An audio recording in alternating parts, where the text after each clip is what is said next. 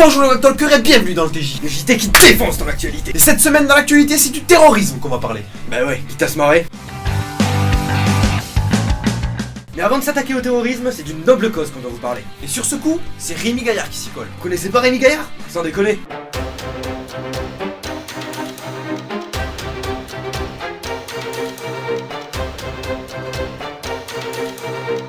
Et si vous le savez pas, Rémi Gaillard c'est le parrain de la SPA à Montpellier. Il y a quelques semaines, il leur faisait un don de 10 000 €, mais cette fois-ci, il a voulu aller encore plus loin. Pour réellement mettre un coup de fouet à l'adoption des animaux, Il a décidé de s'enfermer H24 dans un chenil de la SPA, jusqu'à ce que les 200 chiens de l'association soient adoptés. ou qu'il ait récolté 50 000 € pour l'aider à tourner et à fonctionner.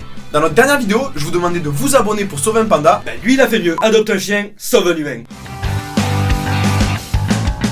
Et maintenant, une info qui nous a été transmise par notre envoyé spécial Ricardo. En direct du Québec. Merci, mec. En effet, la semaine dernière, les forces de l'ordre ont dû intervenir dans une école de secondaire. Ils ont dû confiner l'école et mettre en place un état d'urgence appelé Code Blanc. Effectivement, un élève de 14 ans a été arrêté parce qu'il possédait une arme à feu dans son casier. Une ligne téléphonique d'information pour les parents a été mise en place par la police. Suite à ça, certains élèves traumatisés ont refusé de retourner en cours. Bien entendu, cette affaire a été relayée par les médias et a mis tout le pays en émoi. Mais Ça, c'est la version de la télé québécoise, qui visiblement est un équivalent de la télé française. ce qui s'est réellement passé, c'est autre chose. En effet, le confinement n'a duré qu'une demi-heure. L'élève de 14 ans qui a été arrêté a été relâché dans la journée. L'arme à feu dans le casier était en fait une carabine à air comprimé style fête foraine. Oui, ça peut être dangereux, on est d'accord. Mais De là à être mortel, faut vraiment pas avoir de chance. je sais pas vous, mais il se serait passé quelque chose comme ça dans mon collège. Moi aussi, j'aurais prétexté un traumatisme pour rentrer chez moi et sécher les cours. Après, rassurez-vous, loin de nous l'envie de minimiser cet acte. Mais ce qui est réellement reprochable, c'est comment les médias ont traité l'information. Ils ont relayé ça comme si c'était un véritable attentat. Il ne s'est rien passé. Et d'ailleurs,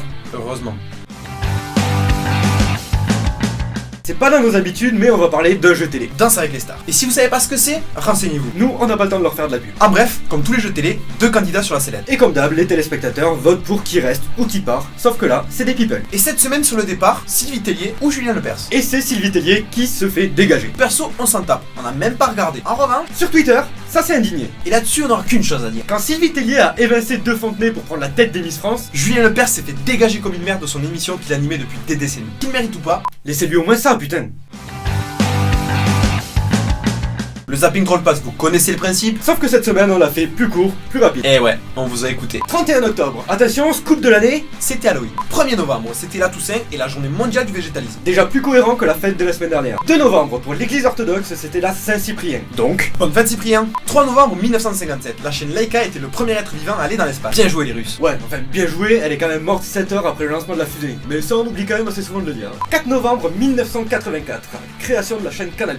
Et d'une autre chaîne en 1999, mais bon, à chaque fois on en parle dans tous les TJ, donc cette fois-ci, on va se taire. 5 novembre 1605, Guy Fawkes tente de faire sauter le Parlement anglais. On pourrait s'en foutre, mais C'est cet événement qui inspirera le film V pour Vendetta, et vu que c'est mon film préféré, je le cale là. 6 novembre, journée internationale pour la prévention de l'exploitation de l'environnement en temps de guerre et de conflits armés. ouais, nous non plus on n'a rien compris.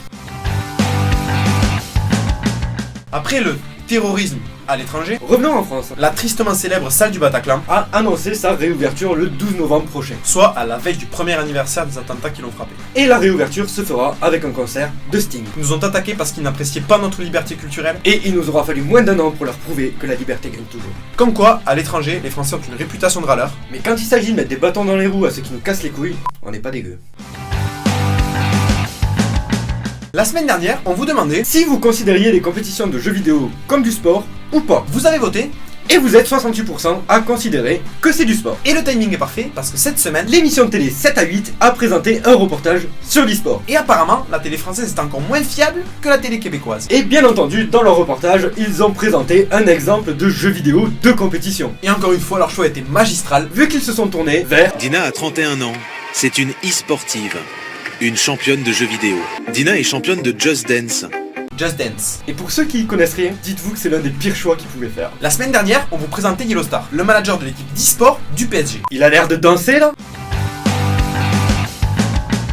Et la troll star de la semaine est décernée à nous. Et ça pour 2 raisons. Déjà parce qu'il y a personne qui a réellement trollé cette semaine. Et ensuite, on vous a bien trollé et ça, personne ne l'a capté. En effet, souvenez-vous, la semaine dernière, on vous sortait la Trolloween Horror Story. Notre vidéo spéciale Halloween. Avec des énigmes sur un fond d'horreur. Et dimanche, on vous donnait toutes les réponses. Et pour une spéciale Halloween, malgré ce qu'on a voulu vous faire croire, il y avait rien de flippant. La création d'une religion, Ouais.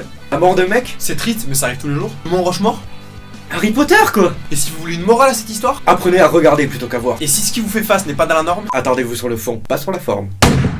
Et voilà les White Talkers, c'est la fin de ce 5ème TJ. Et il faut qu'on vous avoue un truc. ouais, il faut qu'on vous avoue un truc, c'est que cette semaine on a vraiment galéré sur les informations. Mais après, on a fait de notre mieux, j'espère que ça s'est pas trop ressenti, j'espère que vous avez toujours autant rigolé. Et si c'est le cas, n'hésitez pas à partager encore une fois, à vous abonner par là. Je pense qu'on vous l'a prouvé, quand vous nous dites quelque chose, on en tient compte et on s'améliore, donc n'hésitez pas à nous donner votre avis en commentaire. Super important pour nous. Et surtout n'oubliez pas, faites comme Ricardo, si vous avez des informations...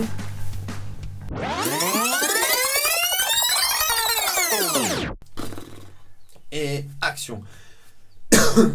C'est quoi? Tu vas le faire. T'es sûr? Putain. Non, vas-y, tu vas la dire et tu vas te la chier, donc vas-y, fais-le naturel. Et action.